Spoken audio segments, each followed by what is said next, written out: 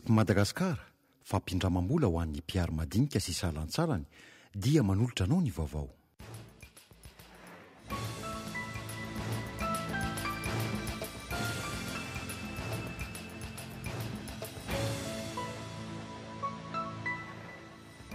Tsy nisy ny hevitra tapaka tamin'ny fivoriany ny vondrona politika mapara androany. Mbola mijana ho tsy ambaratelo ny Prime Ministre ny Repoblika Fahefatra na dia efa maro aza ny anarana re mandehandeha amin'izao fotoana izao. Afaka mamokatra herinaratra 707 megawatt amin'ny alalan'ny rano sy ny renirano i Madagasikara. Olana tsy ahafahana manao izany anefa ny lalàna mifehy rano sy ny angovo. Ny antombo ny fahivitrian'ireo mpamorona tonga manantona ny OMDA nanomboka ny faran'ny taona teo. Manodidina ny 3 alina ariary eo ny fisoratana anaran'ny mpamorokira, 200 ariary isaky ny mampiditra irairay ny vola alohan'izy ireo. Ny andindin'ireo vaovao ireo ato anatin'ny fampalam-baovao.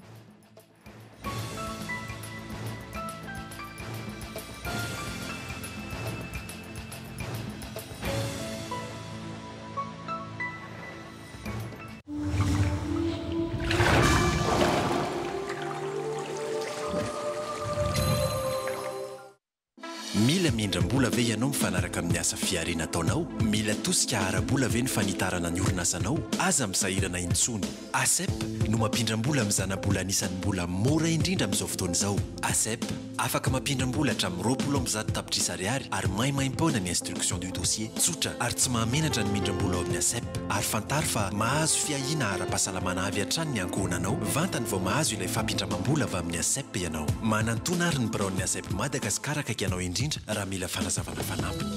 ASEP Madagasikara. Findramam-bola tsara lanja, fiahina ny ankohonana.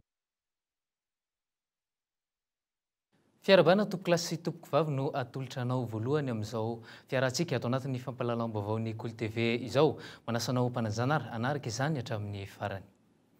Vaovao politika avy hatrany, tsy nisy ny hevitra tapaka tamin'ny vondrona politika mapara. Raha ny nambaran'ny filohan'ny tetezamita teo aloha ao anatin'ny roa andro izay izy ireo no andinika izay sy anapaka ny anaran'izay hoe Prime Ministre ny gouvernementan'ny Repoblika Fahefatra izay.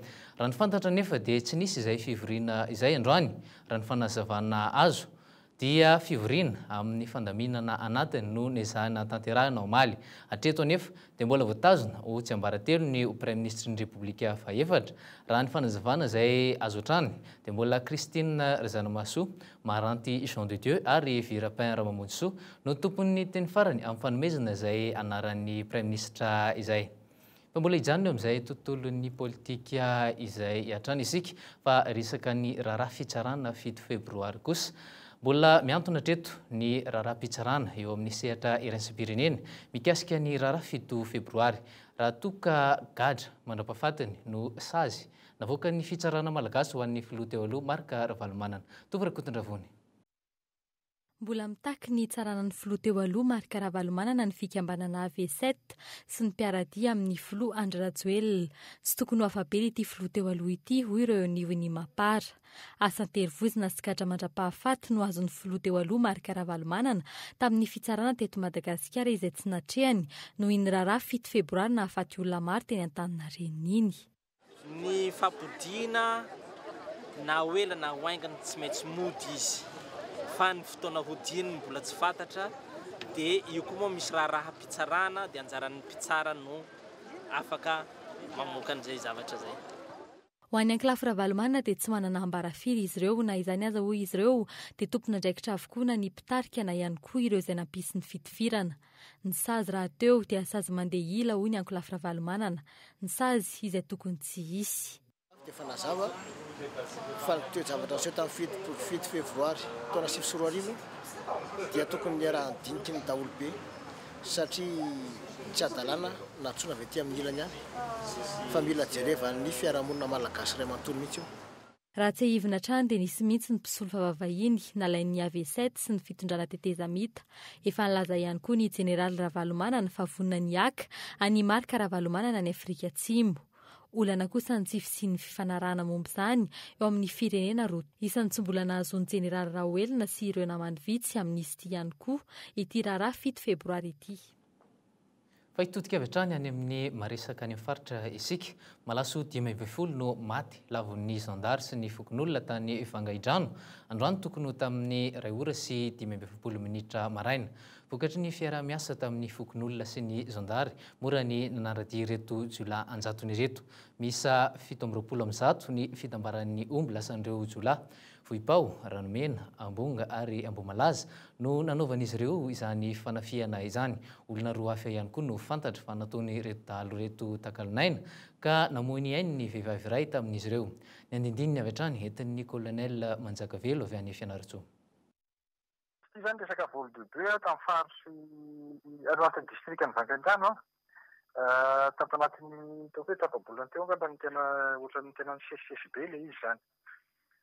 Commune rurale Ambongo, commune Ranomena, commune Ambomalaza, commune Vohipao. Io zany tena tsy akaiky aty faritry distrikany Vangaidrano aty zany misy ny ataky. Dia misy adaly mandeha andiany maromaro zany amin'ny polo maro manefa polo io sisy misy manisy. Zay zany zavatra mitsanga dia manomboka mandefa taratasy zany zareo hoe nomana koa zareo manana reo arianana fa ho avy zay akany amin'ny anjarana ihany koa. Commune rurale naliorano zany ny mitrangan'le maly dia misy omby maro be aman-jato no nalainy zareo dia misy takalinaina anankiroa ray vehivavy ray ankizy. Dia rehefa niaraka moa fokon'olona sy ny zandary nanao ny poursuite dia fankatratra dia velona ny fifampikifirana namaly ireo dahalo maromaro izy. Dia teo no nafaty le dahalo 5 zany no tena hita io zany hatreto le dahalo. Dia fokon'olona zany ny takalinaina anankiroa zany ireo no maty le vehivavy anankiray le vavy iray dia le ankizy anankiray. Zay zany no zava-misy ny omby izay voverina amin'ny tompona omby 700 dia eo amin'ny 20 eo zany ny omby mbola ny ampilatana andreo dahalo. Dia mbola mitohy zany zao ny fanenjehananjareo satria na ny fokon'olona zany mahafantatra hoe ihany ny miaraka amin'izareo iny ihany nasala amin'izao.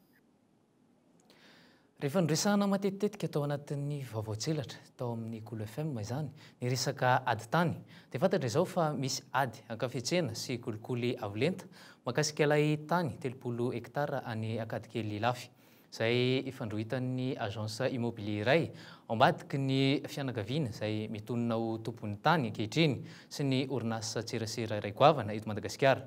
Fantatra fa nisy ny titra maro nivoaka nandritra ny fotoana izay ny ampitana tao anatin'ny fitondrana tetezamita ny taona 24 momba io tany 30 hektara eny Ankadikely Lafy io izay ifandrohitan'ireo milaza ho mpandova sy mpampiantso ny ireo mpandova ireo zany izay nampiantso ny mpanao gazety omaly sy ny orinasa lehibe iray. Araka ny fanadidina nataon'ny mpanao gazety teto amin'ny Cool TV dia fantatra fa misy agence immobilier iray efa nivarotra sy naka vola tamin'ny fivarotana an'izany tany izany ankehitriny raha ny vaovao farany voaray momba ilay tany eny Ankadikely Lafy zany dia naverina ny fitsarana tampony ho any amin'ny dingana mahatany-panjakana azy io tany io ary manomboka andray zany no ijerena sy andinihana ny taratasy-nady rehetra. Midika izany araka izany fa ankehitriny tsy mbola azo amidy ary tsy azo ampiasaina io tany 30 hektara any Ankadikely Lafy io. Vaovao sosialy kosa no anoizintsika izao fampahalalam-baovao izao. Vaovao mahakasika ny fiainan'ny tokantrano tsirairay avy tsy afaka mampitombo ny famokarana herinaratra intsony ny orinasam-panjakana Jirama amin'izao fotoana izao. Izany lesoka amin'izany ny firafitry ny lalàna sy ny politika panjakana manodidina ny sehatra iasan'izy ireo. Miandrandra ny fanitsiana ny sata sy ny lalàna izany reto teknisianina ireto ahafahana miditra amin'ny fitrandrahana ny angovo azo avaozana. Fanadidina miaraka manodidina mahakasika izay. Afaka mamokatra herinaratra 707 megawatt isika malagasy amin'ny alalan'ny fitrandrahana rano sy ny renirano manerana ny Madagasikara. Mbola sehatra azo trandrahana ihany koa ny rivotra sy ny masoandro ho an'ny angovo azo avy amin'ny rano na ny hydroélectricité, ny rihan-dranony Mahavola, Antetezambato, Italavina, Saofika, Betoafo no efa nanaovana tetikasa ho fitrandrahana herinaratra. Tsy mbola nisy tafajoro izany tetikasa goavan'izany hatreto noho ny antony maro. Io le rihan-drano lehibe reo tena mitovy amin'ny fitrandrahana ny ressources minières ny fitrandrahana an'ireo. azonareo an-tsaina tsara zany ny fahasarotana ny mandray an'izany fanapahan-kevitra zany ho an'izay mpitondra voatery andray an'izany. Ankoatra ny fahasarotan'ny fandraisana fanapahan-kevitra izay sy ny fahazon-dalana amin'ny alalan'ny fitrandrahana, isan'ny olana sedrain'ny Jirama tsy ahafahany mamany olan'ny famatsiana jiro sy rano ihany koa ny resaka lalàna mifety sehatra ity. Voafetra ny fahafahany mamokatra ary izay mahatonga an'ireo ilay mpamokatra herinaratra privé izay vidin'ny Jirama amin'izao fotoana izao ny herinaratra vokariny. Maromaro eo andininy eo amin'ireo lalàn'ireo izay heverina fa tokony ho jerena ary avaozina ao anatin'izao fitantanana firenena vaovao izao. Efa nitsidika nandritra ny taona vitsivitsy izao ny fivarotana ny Jirama izay mihodina amin'ny fahatsiantoka raha ny fanazavan'ny tompon'andraikitra. Isan'ny tafiditra ao anatin'ny lisitry ny orinasa-panjakana 320 heverina ho amidy amin'ny sehatra tsy miankina ny Jirama vokatra izay. Tsy manaiky izay fivarotana izay ireo mpiasan'ity orinasa-panjakana ity. Ny fanavaozana ny lalàna misy kosa no tolo-kevitra izy ireo manoloana izany. Itodika eo am-pejin'ny toe-karena kosa indray isika tato anatin'ny 5 taona nisongadina ny tsy fahafahan'ny serana tsambo Tomasina mandray ara-dalàna ireo sambo mpitondra entana sy olona noho ny tsy falavorariny ny toeram-piantsonana. Maro arak'izany ireo tetikasa noheverina hitondrana vahaolana izay tsy vita manontolo noho ny fiatohan'ny famatsim-bola avy any ivelany nandritra izay krizy niaina teto Madagasikara izay. Izahana amin'izao fotoana izao ny fampiverenana izany. Ny Andro Andrenarso. 224 miliara ariary no vola miditra amin'ny kitabom-bola mpanjakana amin'ny alalan'ny etra sy ny fahatseranana ny apetsahan'ireo kantenera mifamezivezy ao amin'ny serana tsambony Tomasina no mampitombatra ny vola ampidiriny serana tsambo. Tafakatra enin'alina sy 3 hetsy ankehitriny ny kantenera afaka mijanona ao amin'ny serana tsambony Tomasina raha 7 alina sy 1 hetsy izany teo aloha.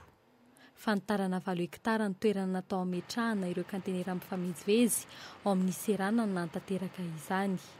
Foto-drafitrasa izay novatsiany ny serana avy amin'ny fidiram-bolany manokana ka niofatran'ny ireo orinasa toy ny MAN, Savonnerie Tropicale, Sherit ary Ambatovy no ampahany betsaka tamin'izany. Ankehitriny noho ny firoborobon'ireo mpisahatany misy ny tetikasa hanatsarana ny seranana hitadiavana famatsim-bola avy any ivelany.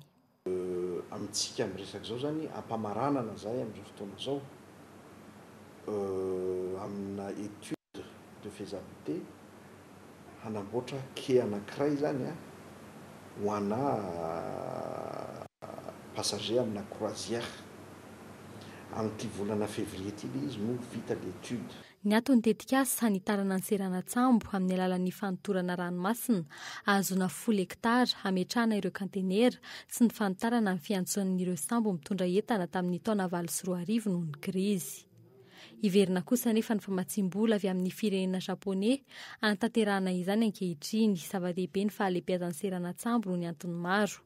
80 andro ny ipetrahan'ny kantenera iray ao amin'ny seranana, tanjony ampitomboatrany ireo kantenera mifamezivezy amin'ny sotran-dranomasina mba handalo ao amin'ny seranany Toamasina. Fa itodika any amin'ny vaovao makasika ny commune kosa indray isika ny 9 sisa ny etra niditra tao amin'ny commune Talatamata amin'ny taona 2020 sy 2020 raha tafakatra hatrany amin'ny 9 zany teo aloha. Tsy nisy fiatraika mibetsaka teo amin'ny fampandehanana ny raharaha tao amin'ny commune nefa izany tamin'ny taona 2020 sy 2020 izy aza nitombo 300 ny vola nokirakiraina ny karakarana ny commune manampy sy mandray anjara amin'ny fitandronan'ny filaminana anifotan'ny fokon'olona manoloana ny tsy fandriampahalemana izay manohizana ain'olona betsaka tamin'ny taondasa fanampanazavana. Aloha fa raha ny lafin'ny fanimpanemana tokoa dia tsy afenina fa nisy tokoa reo atao hoe nisy ainana fohy zany dia amin'ny commune Talatamata tamin'ny taona lasa iny anankiroa misy nanadaditsika fa nafena ny tampediana avokoa izany zavatra any anankiroa tamin'ny fatra faralaza iny avokoa le izy efa napetraka avokoa ny atao hoe andromasom-pokon'olona ary efa nisy nefa nanana ny azy tety izany hoe fikaraka zareo samy anaty fokotany ray zany no mikarakara izy io. Ny raha malana nefa ny fahaserana amin'izao fotoana izao amresaka hoe fiatrehana an'ireny jiola reny ka ny andromasom-pokon'olona zany amin'ny lafiny ilany dia karazana agent de renseignement zany tena zava-dehibe aminay ary manara-maso. fa manomboka ny tao pikatrohana sy tao piasana ny aveo anivon'ny omda na ny sampandrara miaro ny zon'ny mpamorona taona izay ankalazana ny fahatelopolo taona ny omda tao anatin'izany no nahalalana fa mbola maro ny ezaka tokony ataona manoloana ireo osika fantatry ny rehetra amin'ny hoe piraty.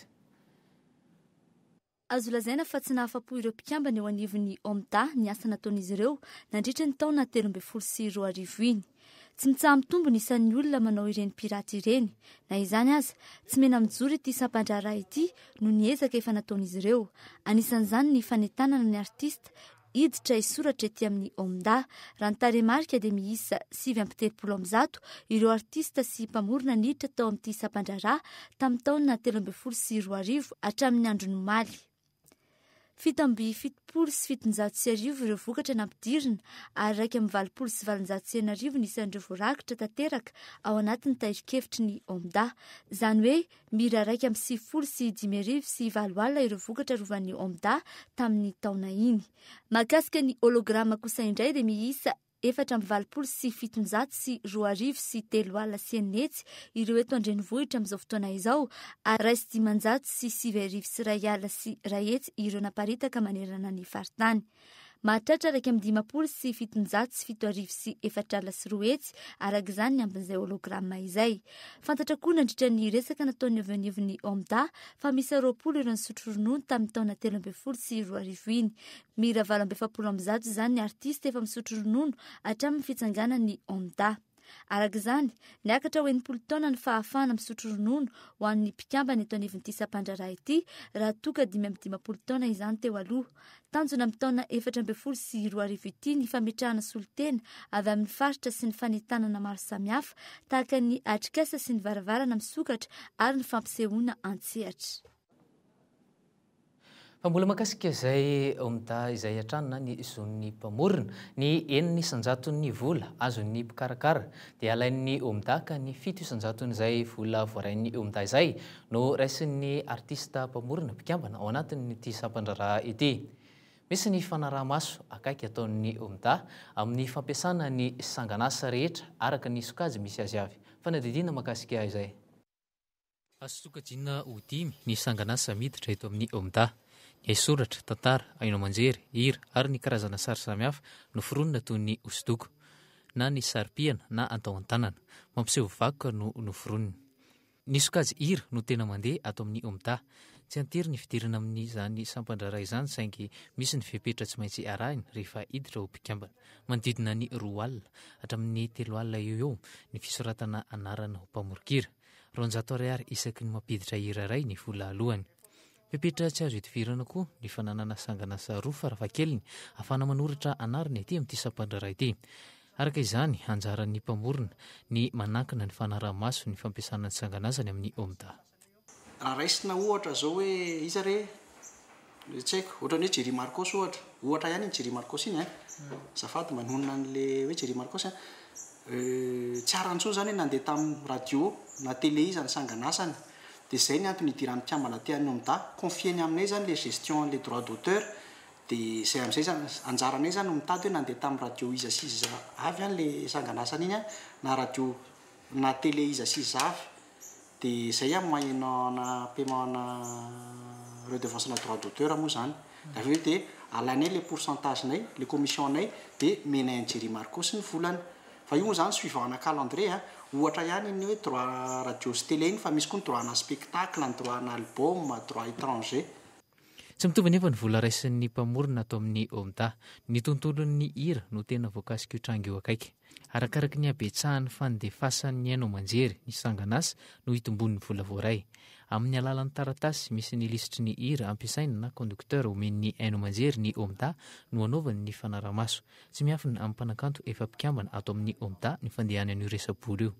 Zany izy io misy raisina isaky ny 3 volana, misy ao anatin'ny taona, arakarany misy reny hira mandeha amin'ny télé sy ny radio reny dia misy volana ihany koa reny izay voataky. Le izy koa moa tsy voatery hoe ho azo daholo ny any sy ny rehetrarehetra any fa hitanao tsika mbola eto Madagasikara mbola be dia be ny goragora fa na izany na tsy izany mba misy ihany ny fanatsarana azy angamba sisa no hoezahana. ny amin'ny tombo ny fahavitrian'ireo mpamorona tonga niditra ety amin'ny omdana niditra ny farany taona iny ka hatramin'izao isy hatrany amin'ny 5 isan-kerinandro any ny mpamorona tonga eto raha toa ka tsy nisy afa-tsy 2 sy 3 izany teo aloha fiarovana ny sanganasa no tena antony anaovana izany. Tonga naka hiditra omdazany en tant que zaza manana sanganasa dia mila arovana nefa zay zavatra zay.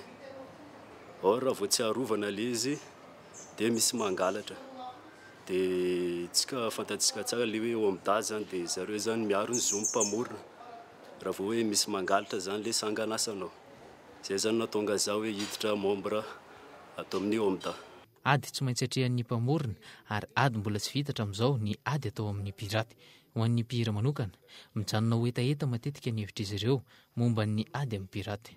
Tsy ho anarely Samuel moa zany hoe mahazo kaskety roa ihany amin'ny artiste na henoko le izy hoe raha ohatra hoe statistika zany hoe ohatrany ahoana vokatra lafy taloha dia ohatrany ahoana ny amin'izao. Fa ny kaskety ray hoe ohatrany hoe amin'ny be mozika anazy zany dia hitako mihitsy hoe tsy amiko rehefa na amin'ny artiste hafa ary tena tsy ampafolo ny lafy teo aloha ny lafo amin'izao. Fa ny zavatra anankiray fotsiny koa hoe mariako tia endry ny CD ty endrika anankiray io fa ny tena piraty mandeha koa amin'izao ny resaka MP3 amin'ny ordinateur sy ny telefona sy ny ohatr'izany mila asiana maso ihany koa amin'izay. Nisokatra omaly ny taom-piasana ny omda tsy mifanentana amin'ny fivoaran'ny teknôlôjia ny fahafahamietsiky ny omda manoloana ny piraty. Ady goavana noho izany no miandry ity sampandrara ity. Fa amaranantsika ny vaovao sosial ary ny resaka fety-pirenena sinoa.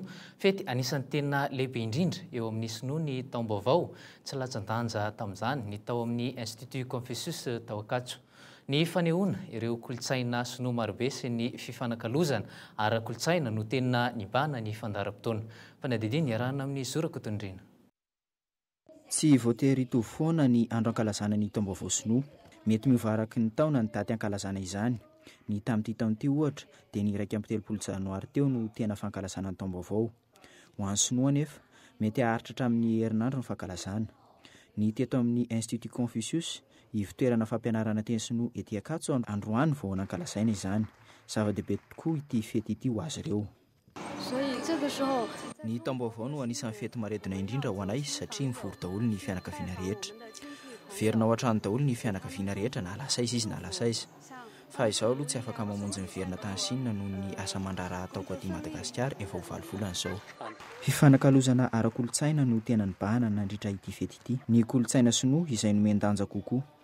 Tazana teto avokoa ny karazan'ny kolotsaina sinoa marobe. Isan'izany ny dia, ny hira ary ny tononkalo. Efa marobe ireo tanora malagasy mianatra eto no mahavoafehy ny kolotsaina sinoa sasantsasany, indrindra ny fahamezana ny teny. Efa misy azy ireo malagasy nahavita fianarana tany Sinina ka efa afaka mampianatra ny teny sinoa eto an-toerana. Mampianatra teny sinoa zany sarotsarotra satria teny anisan'ny sarotra indrindra maneran-tany fa mianatra mihitsy zany pédagogie hoe ahoana ny fomba fampitana le teny sinoa amin'ny mpianatra sy laboratoire mihitsy ampiasaina mba ahafahan'ny mpianatra hoe tena mihaino an'le hoe tena sinoa mihitsy no miteny ao anatin'le CDS ny rehetrarehetra. Nanao fampisehoana tokoa zay teo ary iny no antsoina hoe lanson. Lanson moa zany dia karazana hatsikana izy io fa miendrika poème nanaovana azy.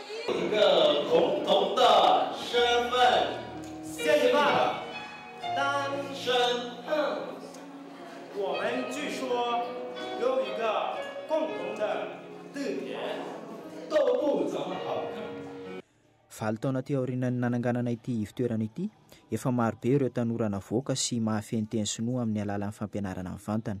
Mba hisian'ny fifanakalozana misimisy kokoa eo amin'ny rotonta, indrindra rehefa misy lanonana toy izao, dia efa mikarakara fampianarana teny gasy ho an'ireo mpampianatra sinoa ihany koa ny ivitoerana. Fampianarana izay mety hanomboka amin'ny taom-pikatrohana manaraka.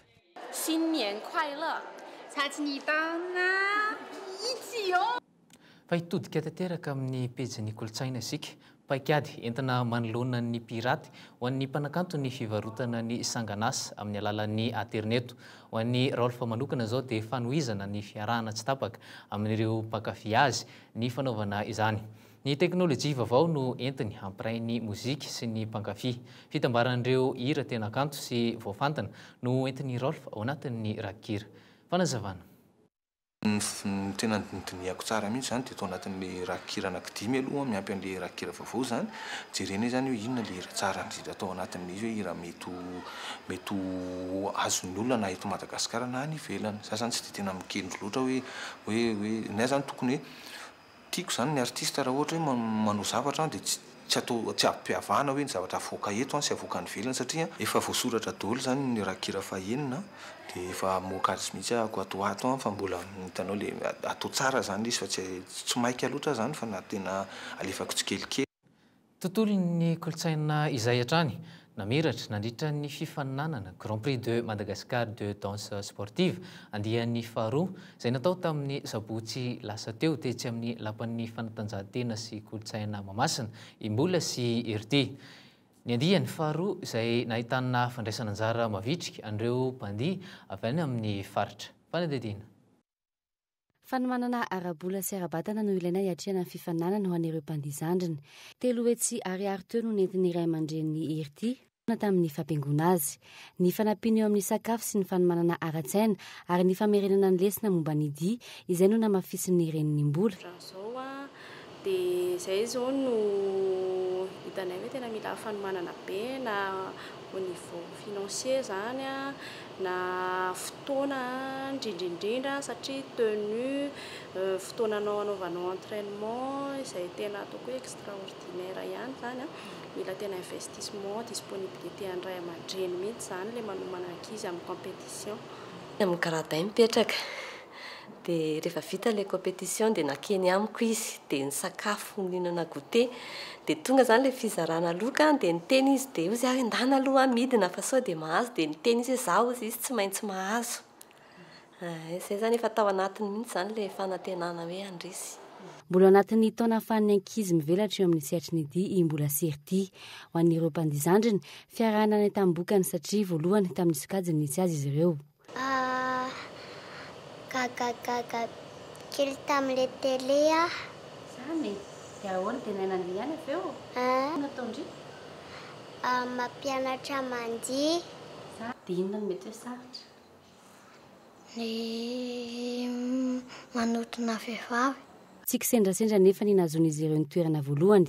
Ilaina ny fandaminana ny ankizy sy ny fiarahan'izy ireo miara-mandihy indrindra ho an'ny mpanazatra. Mila fantarina ny toetra, ny fahaizana sy ny fandraisan'ny ankizy ny fampianarana mba hampirindra ny dihy rehefa antsehatra. Tiana zany dia tena ankizy tena tonga dia hita hoe mifanaraka zany zareo dia anjaranay fotsiny sisany zany na mpianatra n'izy da mora ampianarana kokoa zany raha izy da miaraka ohatr'izay ohatra hoe misy kanankizy avandray samy varindrina ohatra ilay ankizy misy samy kely misy samy lehibe dia nao ihany misery an'izay. Navaka raha teo ny andihan'ny faharoa ny fifananana Grand Prix de Madagascar de danse sportive andihan'ny faharoa tetsy amin'ny lapan'ny fanatanjahantena sy kolotsaina Mahamasina ny sabotsy lasa teo. Tsapa sady hita ihany koa ny fivoaran'ireo mpandihy na ny atleta avy any amin'ny faritra satria hita nahazo voalohany tao ny avy eo amin'ny jeune rockers avy any Mahajanga tamin'ny junior na ny 3 danse. Liana amin'ny tontolon'ny dihy malagasy ka navy any amin'ny faritra aza misongadina tanteraka ao anatin'izay sehatra izay. Ny fitiavana ankizy ny dihy izay mila fanamafisana sy fandalinana mba hatongavana amin'ny sehatra matianina.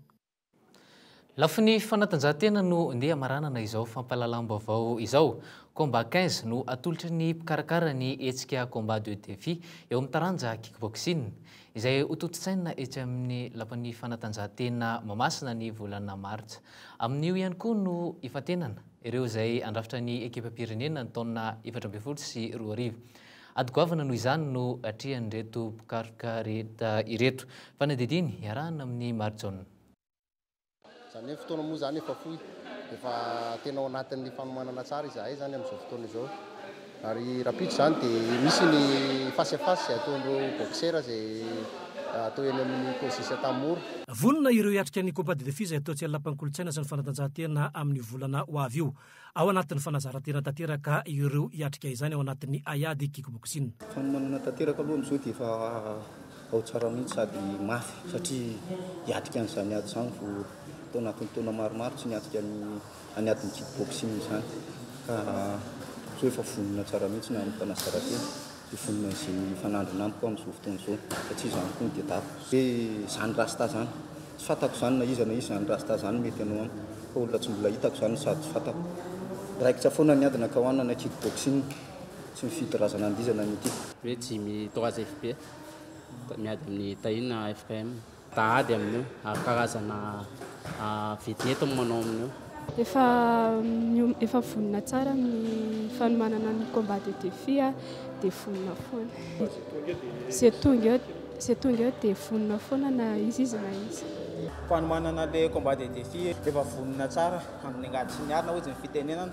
fa eo amin'izay ny ampahalalako anazy hoe za zamena voly zany ary tsy mihoatra ny deronina ny ady dia vita iza ny adversaire amin'io Billy afa vonina tsara zany fa ny antso iza ny andrasany zay tonga eo dia raikitra fo zay tonga eo dia hohanina daholo toko zany dia tsy maintsy maresitsika matoma no manoatra an'izao ady 5 no atrehan'izy ireo ary antenana sinoana fa hiady avokoa izay rehetra izay satria dia aoriana io ihany koa no ifatenana ireo ekipam-pirenena amin'ny titona 2024 ity dia iny vaovao ara-panatanjahanteny iny koa ny tomplasy tompoko vavy no entiko mamarina izao fampalalam-baovao izao isaoriny ianao nanaraka izany hatramin'ny farany